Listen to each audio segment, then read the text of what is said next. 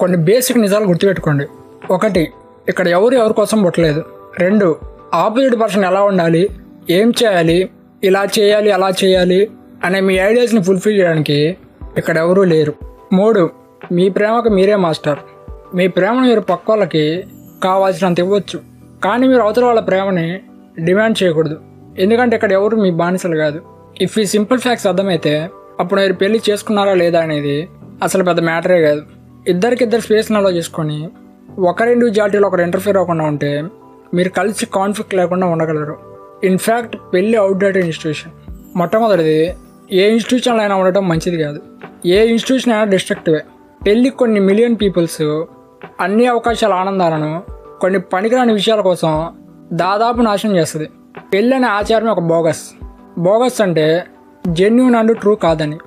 పెళ్లిలో టార్చర్ చేసుకోకుండా ఉన్న కపుల్స్ని ఫైండ్ అవుట్ చేయడం చాలా కష్టం.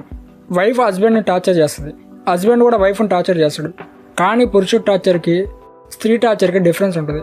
పురుషుడు టార్చర్ ఫిజికల్గా ఉంటే స్త్రీ టార్చర్ మాత్రం మెంటల్గా ఉంటుంది. ఆ టార్చర్కి వెనక పెద్ద హిస్టరీనే ఉంది. ఎందుకంటే పురుషుడు స్త్రీని బానిసగా రెడ్యూస్ చేశాడు. దీనివల్ల ఆమె ప్రతి ఆపర్చునిటీని యూజ్ చేసుకొని రివెంజ్ తీసుకోవడం స్టార్ట్ చేస్తుంది. అండ్ ఇది మొత్తం స్త్రీకి అన్కాన్షియస్.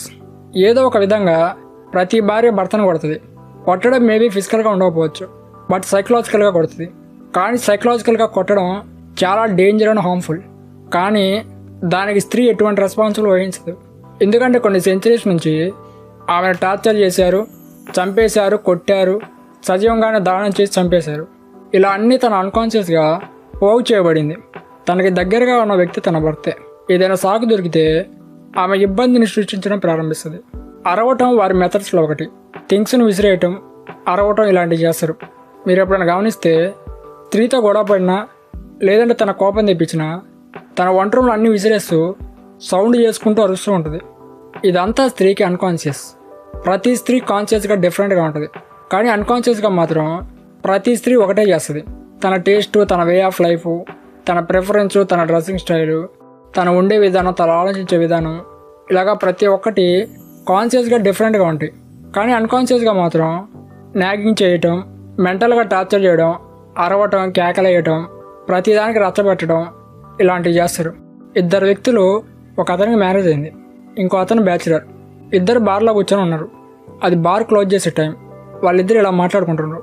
మ్యారీడ్ అతను అడుగుతున్నాడు, నువ్వు ఇంక ఇంటికి వెళ్ళవా, బాగా లేట్ అయింది కదా. అప్పుడు బ్యాచులర్ అంటాడు, నాకు పెళ్ళి కాలేదన్నా, లేట్ అయినా ఏం కాదంటాడు. అప్పుడు బ్యాచులర్, మరి నువ్వు వెళ్ళవా అన్న ఇంటికి అంటాడు. అప్పుడు మ్యారీడ్ అతను, నాకు పెళ్ళి అయింది అంటాడు. అప్పుడు మళ్ళీ బ్యాచులర్, నాకంటే పెళ్ళి కాలేదు, నా కోసం ఎవరు వెయిట్ చేయరు ఇంటి దగ్గర, మరి నీకు నీ భార్య వెయిట్ చేస్తుంది కదా అంటాడు. అప్పుడు మ్యారీడ్ అతను, నా భార్య ఉంది కాబట్టి వెళ్ళట్లేదు అంటాడు. ఇంటికి వెళ్తే భార్య కూడా పడలేడు, టార్చర్ తట్టుకోలేడు, అందుకే ఇంటికి వెళ్ళలే.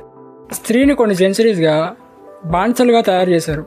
ఒకవేళ పురుషుడు స్త్రీని బానిసగా చేస్తే ఆమె చాలా సున్నితమైన మార్గాల్లో పురుషుని కూడా బానిసగా చేస్తుంది. ఆమె మార్గాలన్నీ సున్నితంగా ఉంటాయి. ఆమె మీతో డైరెక్ట్గా ఫైట్ చేయదు, ఇండైరెక్ట్గానే ఫైట్ చేస్తుంది. ఆ కన్నీళ్ళు కాచుకుంటూ ఏడుస్తుంది. తను నిన్ను కొట్టదు, తనని తానే కొట్టుకుంటుంది. ఇలా ఏడవటం, తనను తాను కొట్టుకోవడం, ఇలాంటి మెథడ్స్ అన్ని ఉపయోగించి పురుషుని డామినేట్ చేస్తుంది. ఈవెన్ స్ట్రాంగెస్ట్ పురుషుడు కూడా స్త్రీ వల్ల హెన్పెక్కడ్గా తయారవుతాడు.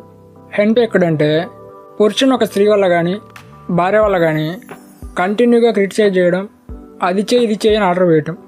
సన్నగా, వీక్గా, నీకన్నా చిన్నగున్న స్త్రీ కూడా ఎంత స్ట్రాంగ్ పురుషుడినైనా ఏడవటం, ఇండైరెక్ట్గా ఫైట్ చేయడం, తనని తాను కొట్టుకోవడం, ఇలాంటి మెథడ్స్ అన్నీ ఉపయోగించి డామినేట్ చేయగలదు.